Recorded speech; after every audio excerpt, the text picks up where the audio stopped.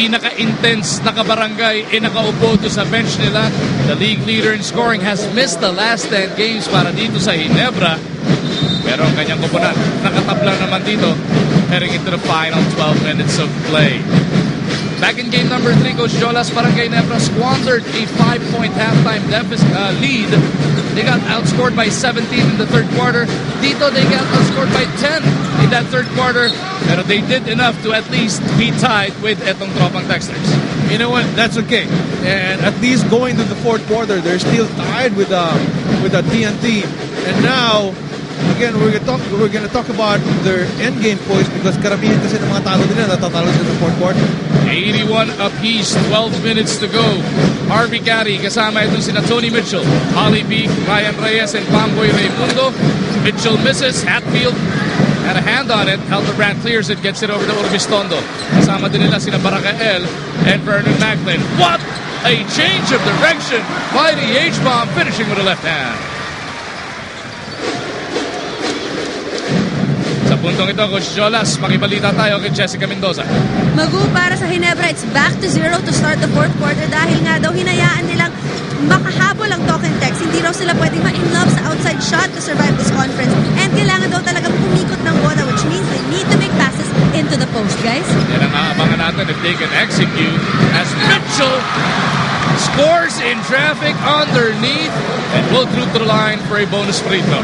You gotta give that guy credit for getting that difficult offensive rebound and making that shot from literally underneath the glass. Rexona power rebound yan, brought to you by Rexona Men with 50% more long-lasting protection so you can do more. Speaking of doing more, he has outdone himself. 32 puntos na dito, Coach Jolas. And he is as good as advertised. Sabi nga ni Larry, he is as good as advertised after the third game, and now he is showing us a different aspect of his game. Offensive rebounding, even his post-up game, his medium range game, his three-point shooting. Wasn't Tokendex supposed to bring him in for the third conference? Kasha to sa height limit natin sa susunod, eh, no? You know, it is scary if he really plays in the third conference, and he is going to be the measuring stick for all imports. Helterbrand fouled by Pamboy Raimundo. JJ troops to the line for 2 shots. Helterbrand already with a tournament personal high 14-point performance here. And they need more of JJ. As we remind everybody na 83 days na lang, mapapanood na dito sa Active ang FIBA Asia. Ngayong Agosto na yan, laban Pilipinas. Helterbrand gets the second to rattle home. This is where the importance of Mark Agiwa in a situation like this, in a game like this, because Mark, I think he is the lone player who probably is the best in creating a shot out of nothing. TNT's in trouble. Ellis takes it away. Ellis feeding VMAC, and he's held down by Harvey Carey. And he doesn't mind that. I thought that wasn't really a foul na kumbaga mura or cheap shot.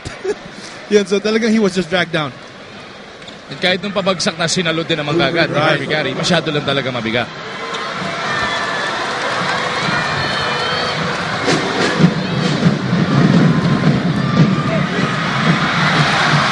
What drama on that first free throw, Coach Jonas. And maybe this is his night.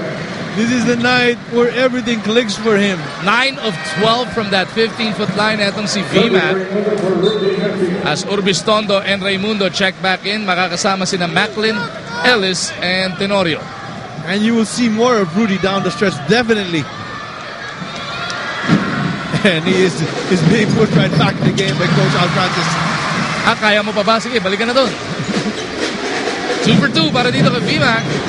Lamang na naman ang dalawa ang Ginebra.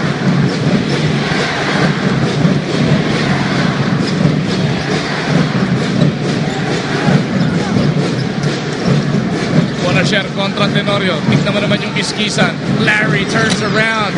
No good. Urbistondo for the board. Gets it over to Teniente. Kasama niya si VMAC. Tumatakbo. LA. Where will he go? He's in trouble. Kick out muna. Pabalik kay Ellis yung bola. Now they go to the post. Macklin. Kontra Peak. 12 to shoot para sa Ginebra. Macklin gustong mangararo. Puts it up and in! Well, Ali did his part of trying to just put him in one place, but Macklin had a little spin move going baseline. Off the wrong foot pa yun ha, pero si Tony Mitchell may sagot naman kagad dito sa kabilang dulo. 35 big points para kay Mitchell. That was just too easy, Manu. That was just too easy. You know, as difficult as the shot was for Macklin, it was so easy on the other side for Tony Mitchell. Raimundo at the post. He's got Punisher on him. Tutulong si Reyes. Raimundo, puto, take peak! Ali Big introducing himself. Mitchell puts it up and in, and Tony Mitchell parking all over the place. He's loving what he's doing. 37 big points. Tabla na naman tayo.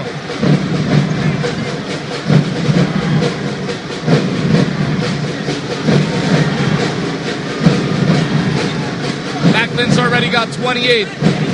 He looks to attack Ali. Kicks it out. They swing it. Urbistondo back to Ellis.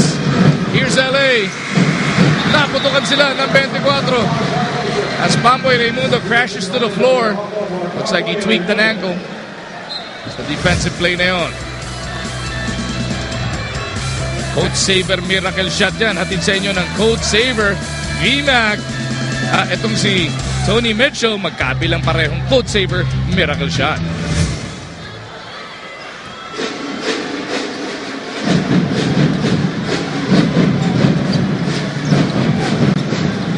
Mitchell has Urbistondo to deal with. He wants to post him up. Mitchell, botata din! Pero meron na raw foul underneath. Urbistondo whistled for this one. Well, I understand the game plan for Coach Al Francis, but on that situation, Mitchell was already about 15 feet away from the basket, already about 3 to 4 dribbles. And I thought Kirby went to the double a little bit late. As we send it over to Jessica Mendoza. Alam mo, Magu, I was told it was a calculated risk on the part of Talk and Text coaching staff na kunin si Tony Mitchell so late in the conference. At nagustuhan naman nila ang performance ng import nila so far. Pero aminado si Tony that he needed to adjust quickly to the style of play dito sa Pilipinas. Sabi na lang niya sa akin before the game, he will do his best to keep focused para daw whatever they bring, kaya niyang tapatan, guys. And so far, he has brought in 38 points by himself para dito sa Tropang Texters. Si Vernon Macklin naman, just 10 points behind, will be trooping to the line for 2 shots.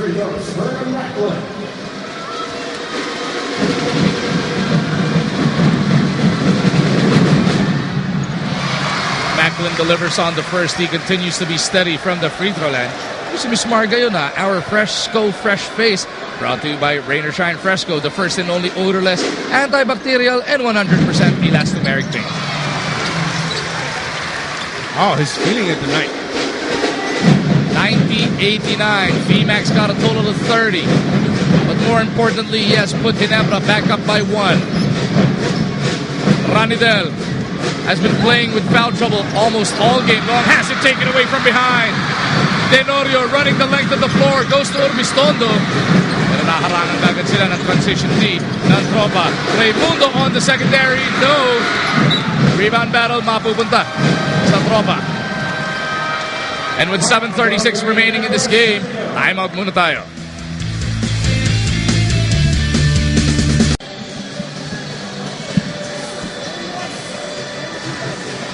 This mammoth crowd inside the Big Dome definitely getting treated to another classic in the making. Coach Jolas, 1-point ball game. Ginebra 90, Talk and Text 89. 7 minutes, 36 seconds remaining. Talk and Text are 1 win away from a return trip to the Coms Cup Finals. Barangay Ginebra looking to live to fight another game. You have to think about where these two teams came from at the beginning of the season. Both teams struggling due to injuries or some other reasons, and now they're looking at them trying to knock each other out to gain a seat for the finals. And we're gonna look at here in the last 7 minutes kung sino yung player na magpapakita ng tapang. Mitchell may tapang pero yung basket wala doon. Pero si Ranidel sa ilalim patuloy. Nangangalasa. Picks up a foul on Kirby in the process. We haven't seen much from Ranidel de Ocampo, and now he is beginning to impose his will down towards the second half dahil wala masyado itong ginawa si Ranidel because of foul trouble in the first half. He's only got 10 points across his name. Make that 11 in only 20 minutes of action, Coach Jolas. And very TNT-like. Kumbaga, very productive in terms of minutes. Like si Larry last game, 22 points in 20 points in 20 minutes. And Ranidel right now, you were saying na in 11 points in 20 minutes. Dahil sa foul trouble, make that 12 points. That's good enough for another 1-point lead para dito sa Tropang Texters.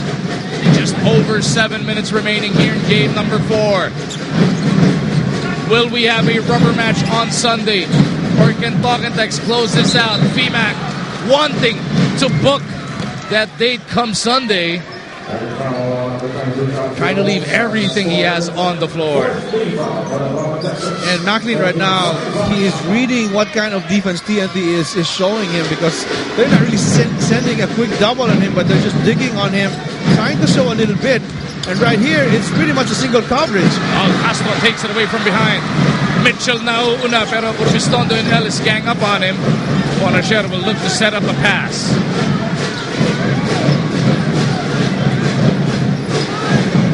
Castro through a Mitchell pick. Has Ellis switching out on him. They get it over to Tony.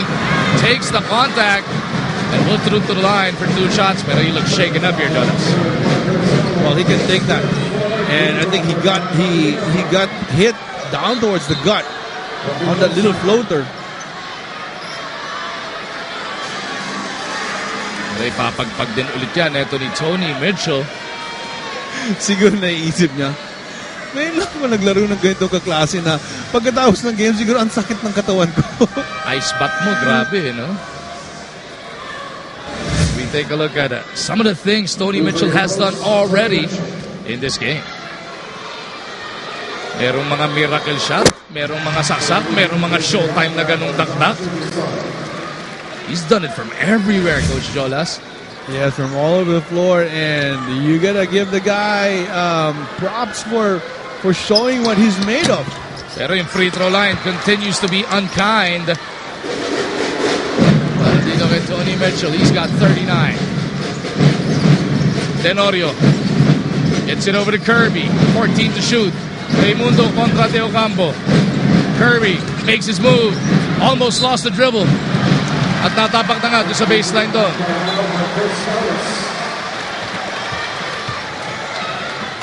Well, that's not something that you would want to do in this stretch of the game.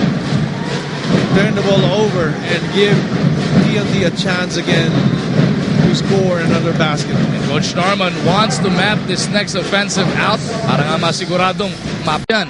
Alas 4 ng hapon, mapapanood ng live sa TV5. Tandaan natin ang partner ko ngayon, coming from the blue side, Coach Jojo Lastimosa. Siyempre, maganda mga contribution mo dyan. Ako naman galing sa green side, na naman ako naiambag. Gusto ko manood sa game na yan. Gusto ko palagi makita yung mga former players, ay yung mga players na nanggaling sa mga college na maglalaro ulit. Abangan natin yan, June 2. TV5 din natin, mapapanood ang aksyon. 3 on the shot clock. Ranidel bothered by Hatfield. Naputukan ng 24. Etong tropa. Exactly why Rudy Hatfield was inserted by Coach Chua para dito kay Kirby Raimundo for defensive purposes. And they know that Ranidel right now, he needs to have a better defender on him. Tenorio down by 2. Looking for Macklin at the post. Helterbrand, Hatfield, and Maracel complete their 5. Hatfield's in trouble. They swing it around, 9 to shoot. Macklin almost lost it. Recovered there by the wrong man, Bonasher, with Castro and Mitchell running.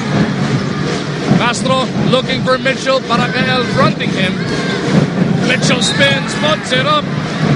Will through the line for 2 shots.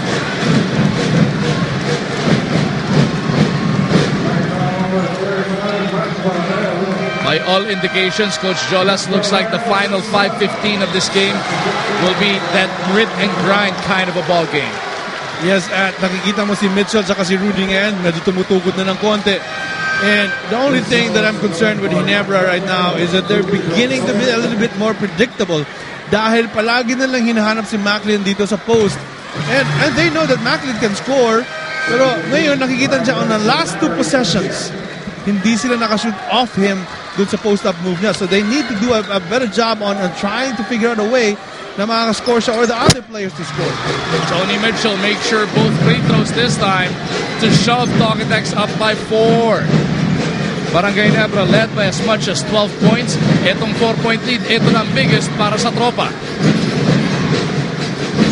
Macklin once again. Attacking Ferriols, puts it up, meron ng foul. Si Ferriols may dagger looks pang iniiwan para dito kay VMAP. Inawat lang siya kagad doon. You can admire John Ferriols right now.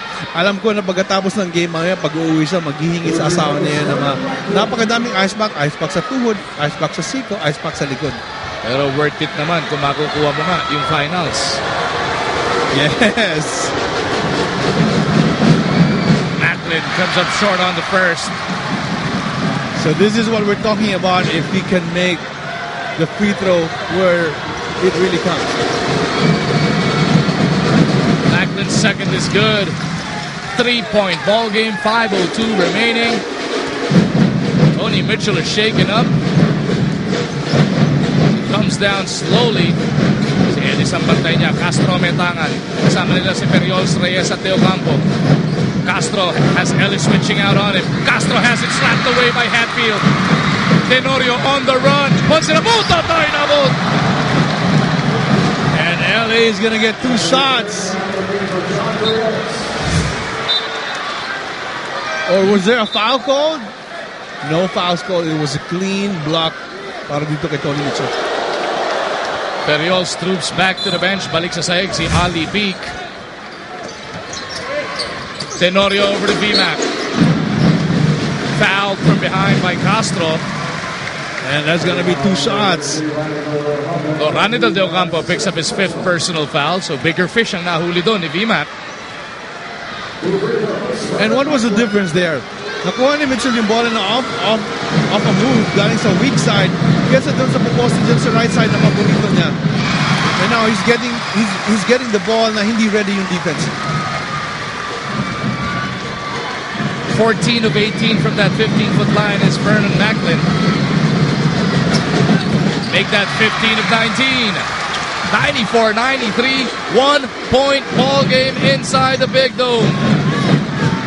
Mitchell, skies, no! Tenorio for the rebound. He races down the floor. LA nagantay ng rest back. They will reset this attack. Macklin against Peak. VMAC. Bad pass. Hinahanap sana niya si Helterbrand. Ryan Reyes right there to take it away. And Macklin is really tired right now. He is huffing and puffing. Almost lost his footing. Kaya yung pasa niya talagang nawala na ng lakas. Nawala na lakas, and then he lost his footing there. And then he hurt his leg a little bit. And now he's beginning to realize na hindi pala ganun ka dali itulak itong si Ali Peak. 95-93. Reyes can make it a 3-point lead. Misses on that one. Hatfield secures it. Ito na si Helterbrand. JJ looking to go all the way. Takes the contact. Fishing expedition ginawa doon ni Helterbrand. And excellent job by JJ recognizing that the defense of TNT wasn't really set on that transition. Last time around, naka-split from the free throw line si Helterbrand as he picks up itong third personal foul ni Reyes. JJ's been struggling from the free throw line. Takes care of the first though. Second one can tie it up. 4 of 7 so far in this contest.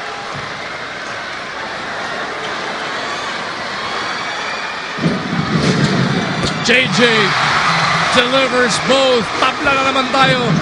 95 sa 95. Sakto 4 na minuto. 17 points in the game para kay JJ. Oh, too easy para dito kay Mitchell as he has scored his 43rd point of the game. And the problem there was Macklin was nowhere to be found in the paint because Ali Peak was right there from the 3-point area. And why the heck was we guarding him there? Macklin against Peak once again. Gets it out to JJ. 8 seconds sa shot clock ng mga nakapula. Hatfield offers a pick, hindi gagamitin. JJ to the corner, a 3-pointer. No! Rebound battle. Helterbrand taps it over to Ellis. Chris Ellis butts it up. It is! excellent non-call by the officials. And you get to admire Chris Ellis for attacking the basket. Chris Ellis, what guts being shown by this rookie.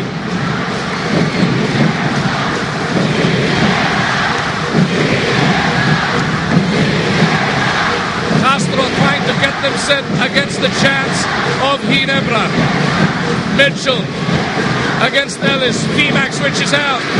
Mitchell, no. Rebound, Hildebrand. Tenorio has Macklin sa kabilang dulo. Bang!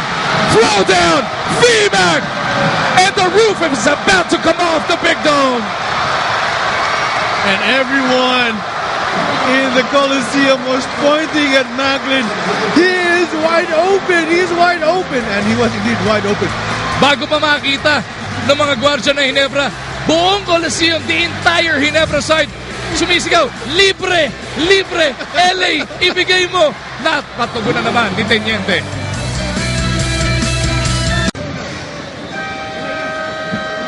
Back inside the Smart Araneta Coliseum for the final 2:46 of game number 4.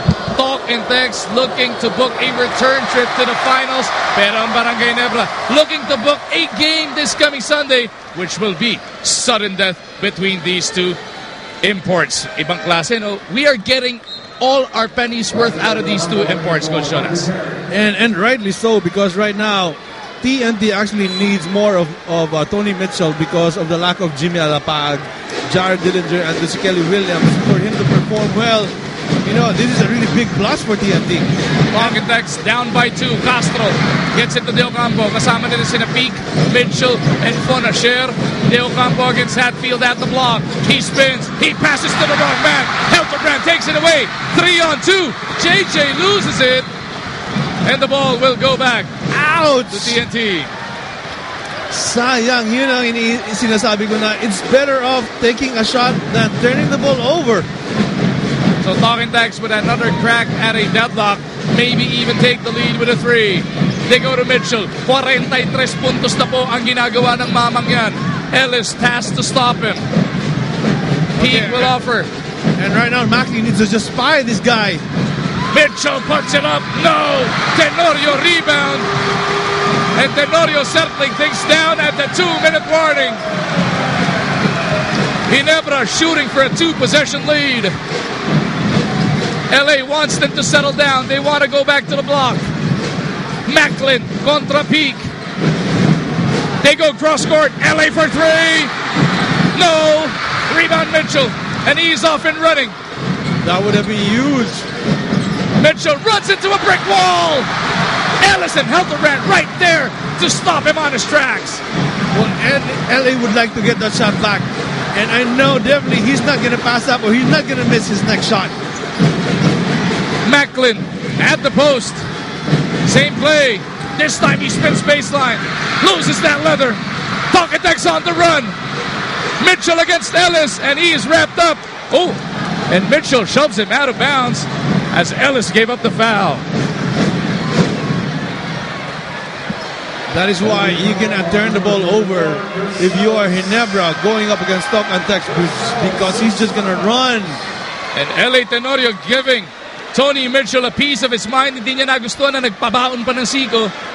Etong si Mitchell.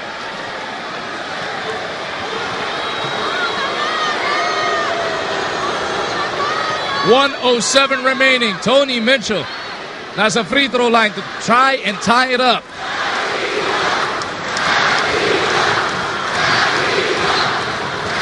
You can hear them, the crowd chanting for MC47. Kagiwa time to, 67 seconds remaining. Yes, but Kagiwa hasn't played a second in this game, and it's really difficult because I know that he's not even close to 50% or 60%. Big free throws for Mitchell. Calmly sinking the first. 18 of 24 from that 15-foot line. Atong import ng tropa. Si Chris Ellis has fouled out of the game, no? And Brandon also going to the bench. Now Coach Al will burn one of his 4 remaining timeouts. 1 full and 2:30 natin. After the pass, we'll go. After a cut of Rudy, I want you to go a second cutter. Is that clear? Again.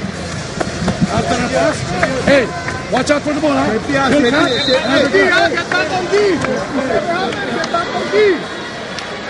Caught the tail end of that. Get back on D. Yun ang kabilin-bilinan bago sila nagkalas-kalas doon sa huddle na yon.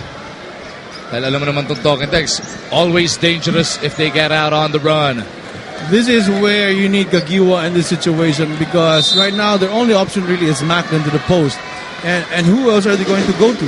And if Gagiwa is there, he is going to be the second option, or even the first option. Macklin working against two. They get it out to Hildebrand. Back to Macklin on the repost. 14 to shoot. Macklin puts it up. And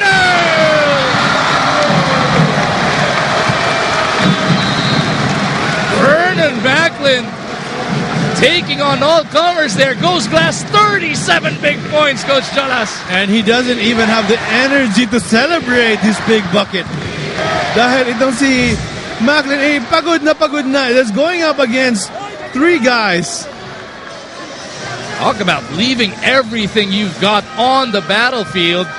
Vernon Macklin trying to will his team into a sudden death match come Sunday. Talk and Text will use up a timeout. Let's try and listen to Coach Norman Black. Make a good move to the basket now, okay? Let's go. And there was nothing there, and definitely they're going back to their hottest guy on the floor right now, which is Tony Mitchell. And for Ginebra, they need to just clog the lane for him. He is 0 for 8 from the 3 so far. Just make him make an outside shot and not penetrate in the lane. And I want, right now, Macklin to actually stay in the middle and leave Ali Peak. Mitchell against Hatfield. Mitchell goes to the right. Forced to pass it up. RDO has 12 seconds on the shot clock. Jason Castro looks to settle them down. Castro attacks, bucks up a three. No! Rebound, Panasher. Larry's in trouble. Forced into a timeout. 1 of 2 remaining para kay Coach Norman Black. How big was that rebound by Larry? TNT getting another crack in the basket right now. And if you are Ginebra, you are going to kill yourself if TNT is going to make this shot coming from a timeout. Castro had a good look. Pero Tenorio coming from out of nowhere to secure that rebound. Kaya ginamit nilang kahuli-hulihan nilang 30-second timeout. Talk and Text will be left with 1 full timeout. Ang Ginebra may isa pang full at 2:30. Ooh, even watching this game, Magoo, I'm actually getting tired.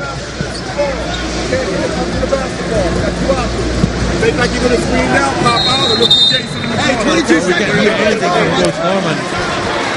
But definitely, they are going to Mitchell again. And for Ginebra, they hope that he is going to miss the shot again, and now they have to get that rebound. Dale Gombo gets it back over to Mitchell. Kasama din nila si Castro, Panasher at Peak. Hatfield keeping an eye on Tony Mitchell. Mitchell hesitates, takes it to the rack, puts it up and out. Macklin for the rebound. Docatex has to foul.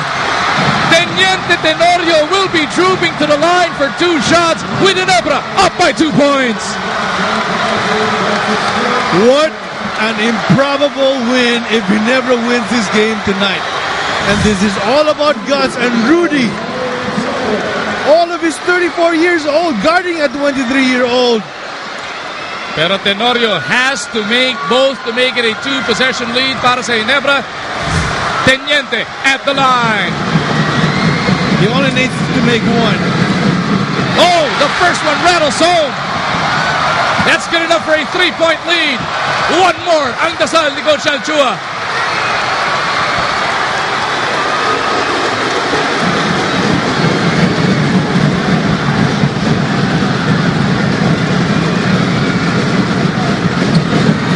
Ice water running through his veins.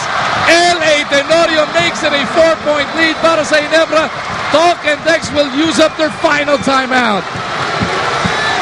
Woo! Just, you know, this game is just so up and down for Ginebra. It's an emotional roller coaster. You thought that Ginebra has lost it, but now they have come back And they're only hoping that Mark Tagiwa can be there for them if they win Game 5, so we can see him in the finals. Talkentex though, hoping against hope here. They have to score twice in the next 14.3 seconds. Wala na silang natitirang timeout. They gotta go quick right here, and they will need that 3, Coach Cholas.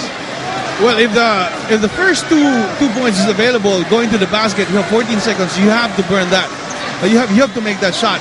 But if not, you need to make a 3 to make it a little bit closer, hoping that you will make it, and then you will just have to foul.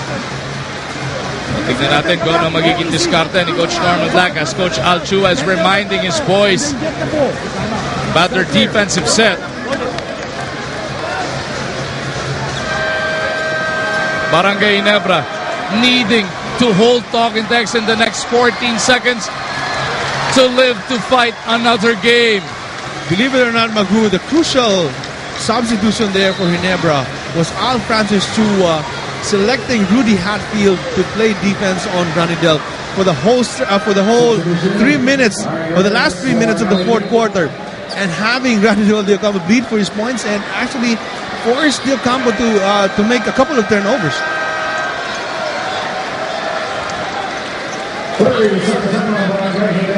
30-second timeout will be burned here by Coach Alchua. Tinignan muna niya information na itong talk and text. Tandaan natin, meron ding familiarity factor, Coach Norman Black and Coach Alchua. They have worked together back in the day at Santa Lucia.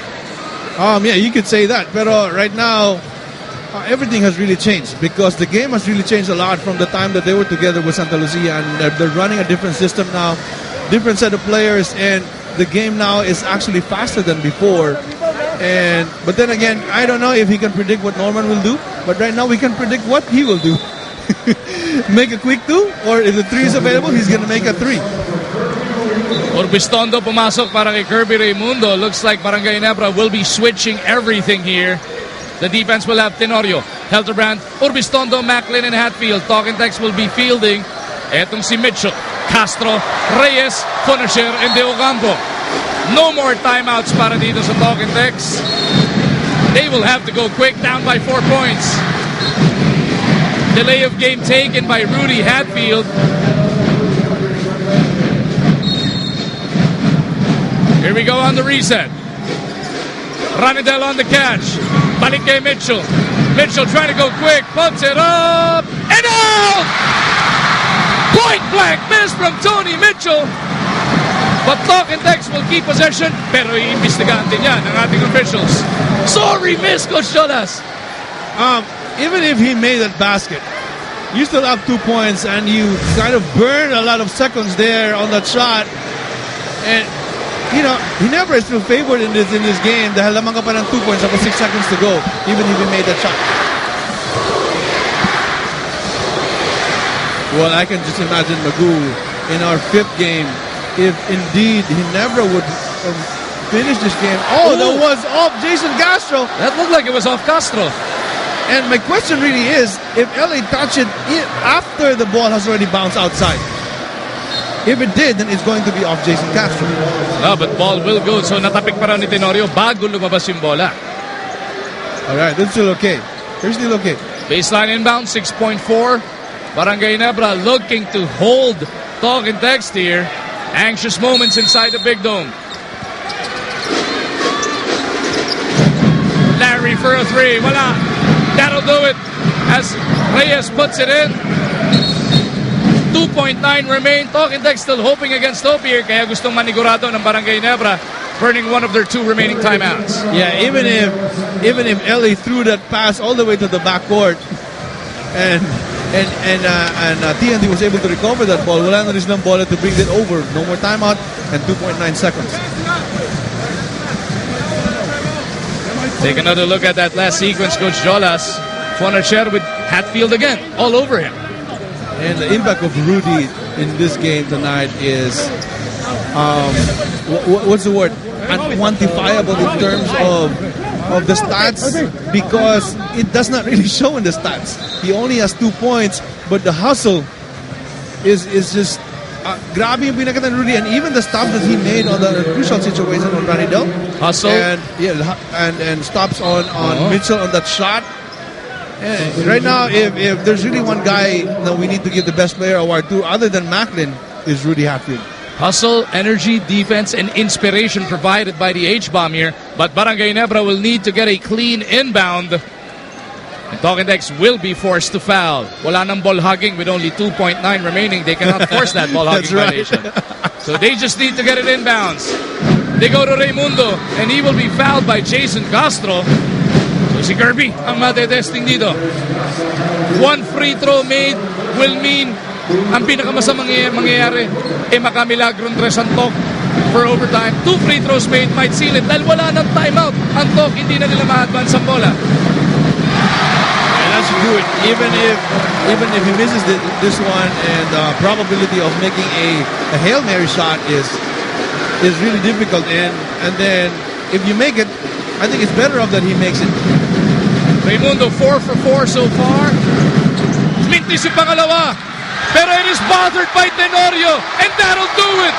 Barangay Ginebra will live to fight another game day. 104-101, your final score. What a gritty stand, Coach Jolas. They left everything they had on the floor.